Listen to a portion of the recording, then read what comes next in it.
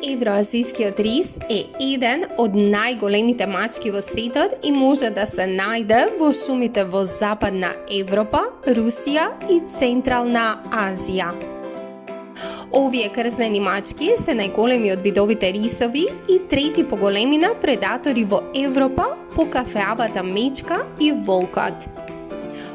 Овие неверојатни мачки се строги месојади, кои претежно се хранат со цицачи, со копита како што се елените. Кога не можат да ја најдат оваа храна, тие знаат да јадат и помали пленови како зајаци, лисици и верверици. Евроазискиот рис може да се смета за прилично таинствено суштество. Звуците што ги испушта се многу ниски и често не се слушаат, а нивното присуство во некоја област може да остане незабележано и со години. Евроазискиот рис го демне својот плен од покривката на густата вегетација, сокриен, а потоа најнаш му се нафрла и започнува да го јаде. Обично ги напаѓа пленовите на вратот или муцката. Најинтересните карактеристики на евроазискиот рис се неговите црни прамени на врвовите на ушите и долгиот бел рав на лицето.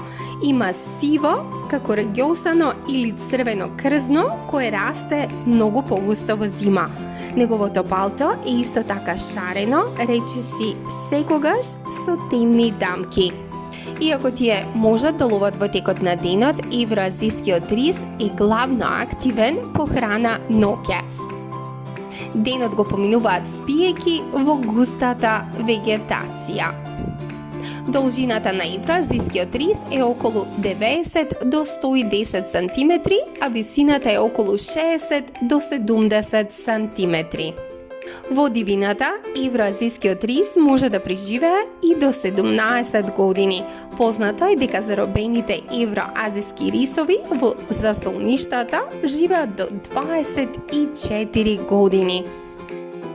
Во Европа, евроазискиот рис некогаш бил на работ на истребување, а нивниот број паднал на околу 700 помеѓу 1930 и 1950 година.